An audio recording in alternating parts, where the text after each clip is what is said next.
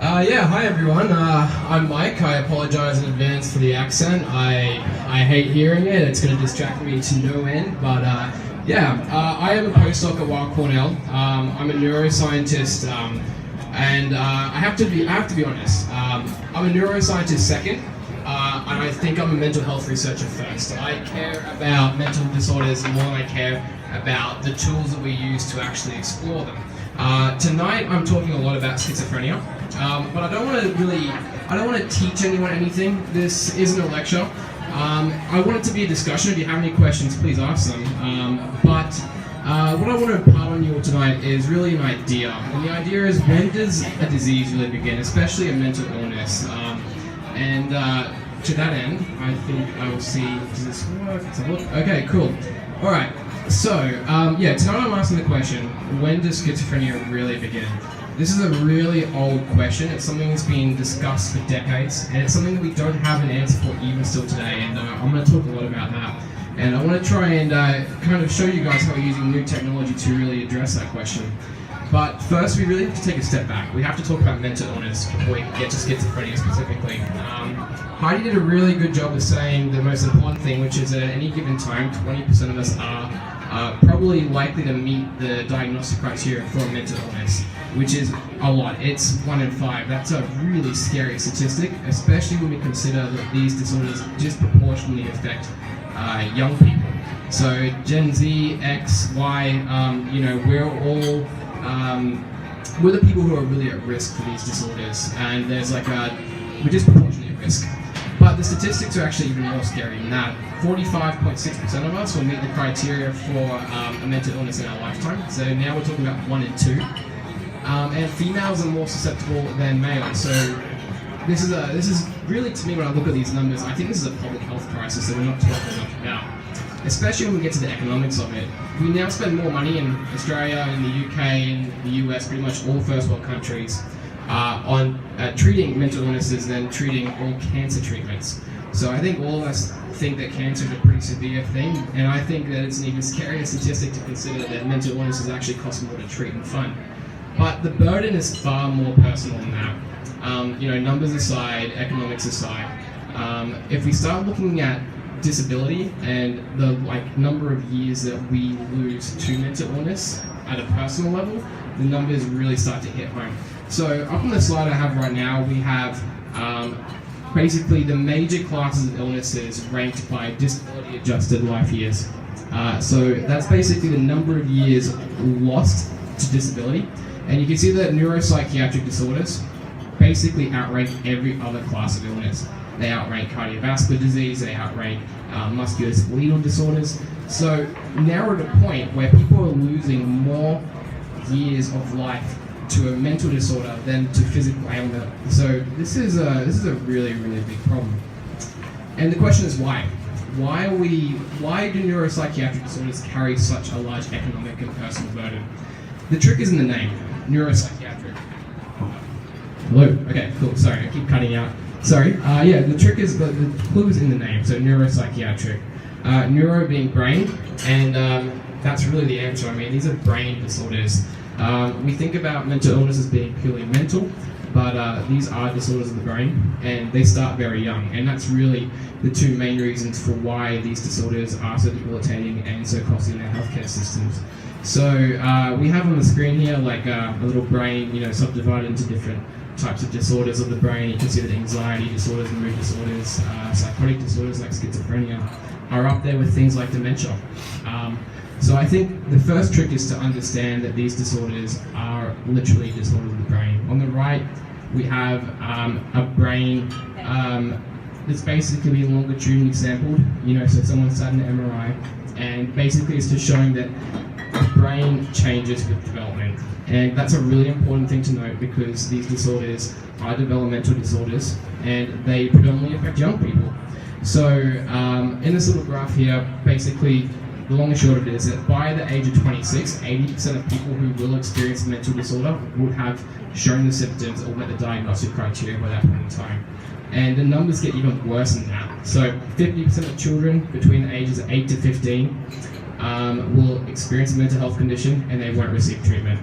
Even worse, by By age 14, half of all lifetime mental disorders would have begun, and 17% of high school students seriously consider suicide. So we need to talk a lot more about this, because these are disorders that are robbing us of our youth and also depleting us of basically life itself. Now, that's mental illnesses as a whole. Schizophrenia is a mental illness. It's a disorder of the brain. And, there's a lot of misconceptions out there about what it is and isn't. So I just want to kind of give you guys a brief overview. So it occurs in about 1% of the population.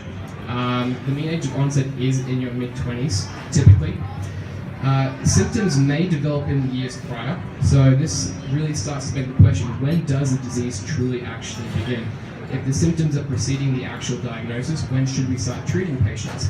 And this is particularly evidenced when we start thinking about the symptoms themselves. So schizophrenia is best known for the psychosis that accompanies a diagnosis. This is a complete disconnect from reality, experiencing hallucinations, delusions, but also cognitive symptoms. And the cognitive symptoms are the leading cause of long-term disability with the disorder.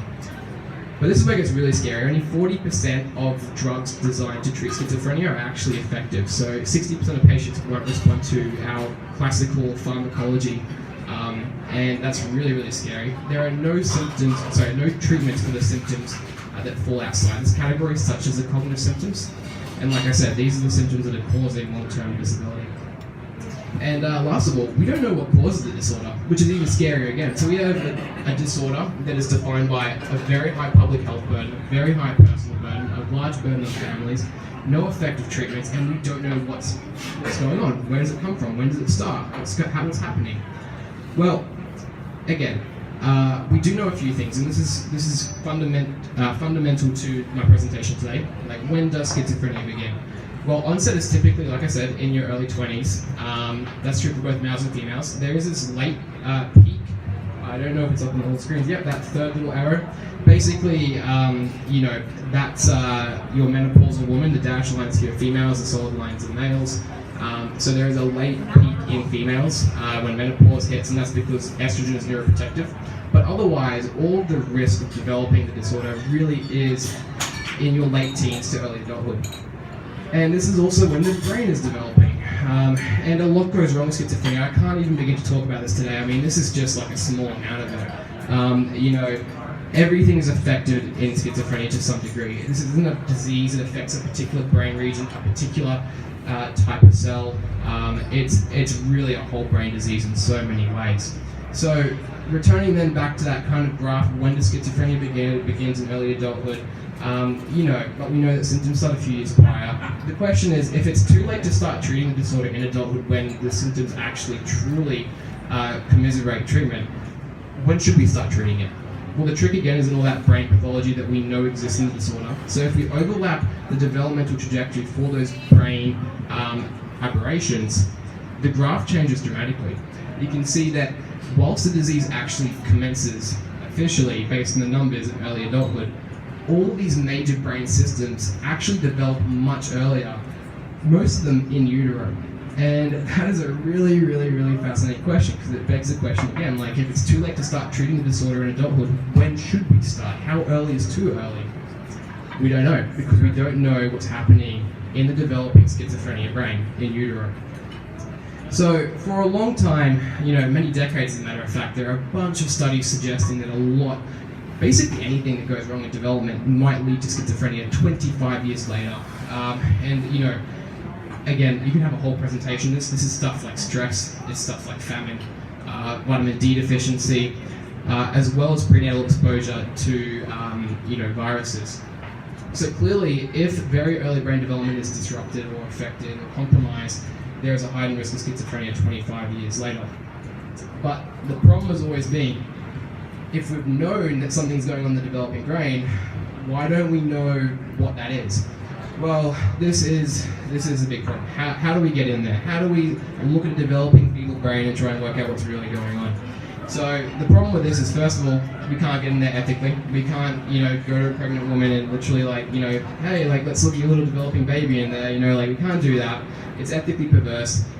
It's technically implausible. Even if we could ethically somehow reason or rationalize, a study of that type. We can't definitely guarantee the viability of the developing fetus beyond that. And more importantly, schizophrenia is a disorder that affects 1 in 100 people. So if we did this to 100 pregnant women, again, highly unethical, technically implausible, we might get lucky that one of these developing fetuses might go on to develop schizophrenia, but we wouldn't know for sure because it actually emerges 25 years later clinically. So this is where new ideas, new technologies are clearly needed to really try and solve a question of this magnitude. And it is a very large, it is a question of substantial public health, it's a public health crisis, like I said before. So in my work, I use stem cells, and I'm just using this today as an example of just one technology type, that permits us to really kind of study and establish disease in a new way. And just as a kind of overview, stem cells are not what they used to be. They're no longer a particularly an ethical gray area. Basically, we can go to a consenting adult, we can take a skin biopsy, and we can transform those cells into stem cells. So now we have informed consent from an adult. We don't need to go to an embryonic source. From there, we can actually study the stem cells themselves for innate differences in stem cell behavior. We can turn those stem cells into any cell we want in a dish, like a brain cell. Or better yet, we can grow them in 3D into an organotypic kind of chunk of tissue. In this case, growing a mini brain. And again, it's not perfectly true, but that's what we can do now. So a few years ago, the technology became available to really transform stem cells into a 3-dimensional kind of platform.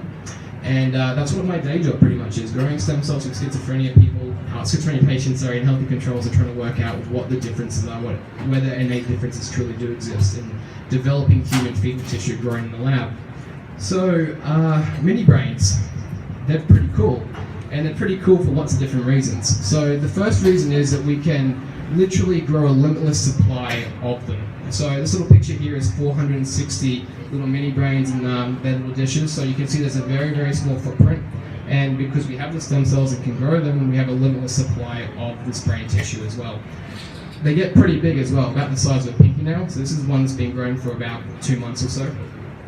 And they also literally do become very meaty, as you can see. So you can see that about 21 days, it looks like, it looks like something, but by 75 days, it definitely looks like a chunk of tissue. And you can even start to see some cortical-like folding, stuff that's very representative of the brain.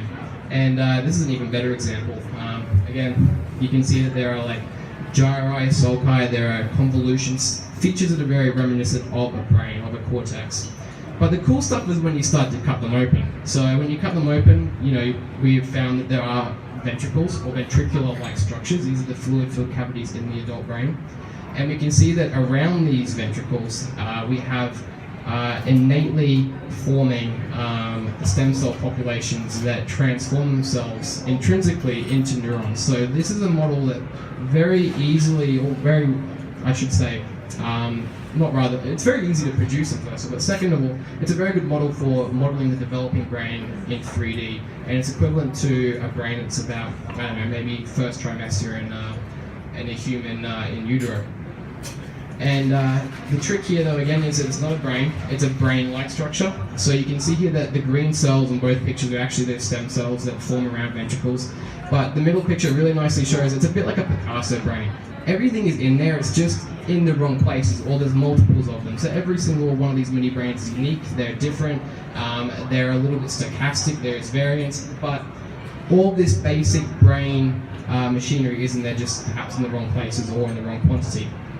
So we want to ask the question, can we use these 3D stem cell systems to resolve when schizophrenia begins? Because these self-assembling, intrinsically organizing, and self-maturating chunks of tissue mimic in utero brain development, the question really becomes, is there anything different about a schizophrenia mini brain versus that growing from a healthy control?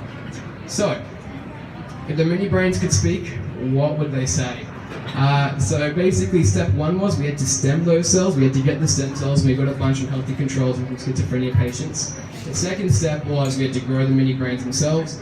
The third step is anything different about them at all? Very sad these emojis are not showing up correctly. I love emojis. Alright, so The first thing that we noticed when we started to grow these little mini brains was that the schizophrenia mini brains didn't quite look like the ones grown from healthy controls. So again, the first column is these little mini brains are about 3 weeks old, the second is about 6, and the last is about 90 days, so about 3 months. And you can see they gradually get bigger and more meaty, but the schizophrenia ones were always smaller. So the schizophrenia mini brains were always smaller than those grown from healthy controls. So this suggests that something's going wrong innately in the developing schizophrenia brain, perhaps to some degree. And we've done a bunch of different work now, and we've found a bunch of different stuff. And the summary is basically this. We find that these ventricular structures that are lined by neural stem cells, in this picture these red little dots, basically give rise to neurons, which are green. If we grow them for longer, we get more green, we get more neurons, and we also get substantially larger ventricular zones. So basically these mini brains innately grow larger and they are filled with neurons. And what we found is that in the schizophrenia mini brains, the neural stem cells innately die. We are trying to work out why that is. And the next thing we found was if the neural stem cells are dying and the neural stem cells create our neurons in the developing brain, was that also we have fewer neurons. So the little mini schizophrenia brains are smaller because the neural stem cells are dying for whatever reason innately, and that's producing fewer neurons, and the neurons that are formed are also dying. So this is innately disorganized or innately defined by entropy and chaos, if you will. It's a disordered system. And this gives us a really early kind of window to try and work out and resolve what might be different in the developing schizophrenia brain in utero for the first time, given that, again, we have to wait until a patient actually develops a disorder when they're about 25 years of age. Otherwise, and even then, we can't get into the brain. So, what does it matter and who cares? Does any of this matter? Who cares? We're growing stuff in addition to lab, we're crazy scientists, whatever. Is there something clinically important about all this work that we've done so far? And I think there is, personally. And this is really the take-home message. This is the idea. Like, when does schizophrenia really begin? So, what we've shown is that in this model of very early brain development, in these 3D little mini brains that grow in a lab, the schizophrenia ones are innately different than those from a healthy control. So if schizophrenia risk looks something like this is a traditional kind of model of schizophrenia. Like you basically have the disease that starts in adulthood around 25 years of age. What we're suggesting is that risk actually looks something like this. It's a bit more snake-like. Basically, there is risk very early on in utero, in the developing brain, and that there's a great resurgence during adolescent development, and that's what actually produces disease. And this is really important because basically, at the moment, we treat schizophrenia when it starts clinically, which is 25 years of age approximately, right? And only 40% of patients are responding to that treatment. So clearly, treating patients once they've already developed the disease, it's too late. We need to do something earlier. So we propose that basically ultra early intervention, basically preventative interventions, might be the way forward for schizophrenia and perhaps even other mental disorders. So if treatment starts at onset now, we propose that we need to basically intervene even earlier. But it's also clear that there are other aberrations in brain development that lead to schizophrenia. It's not purely an in utero disease. Schizophrenia doesn't start as soon as the baby is born. It starts 25 years later. So our model really proposes then that we need to do ultra early intervention at multiple time points, and then maybe we'll have a mitigation of risk, and we might be able to reduce that public health burden at both an economical and personal level, and hopefully get some of these people into a stabilized or a preventative treatment regime where they can be functional members of society in the more severe cases.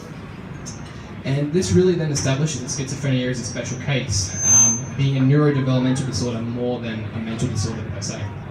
So yeah, that's kind of the idea. When does schizophrenia begin? When does a mental illness start? What is a mental illness? Is it purely mental? I don't think it is. I think it's a brain disorder. I think all of these mental illnesses are, and I think that's a takeaway message, whether you understand the stuff in the middle or not. We have to look at mental illnesses as biological diseases and treat them accordingly. And yeah, thanks for listening.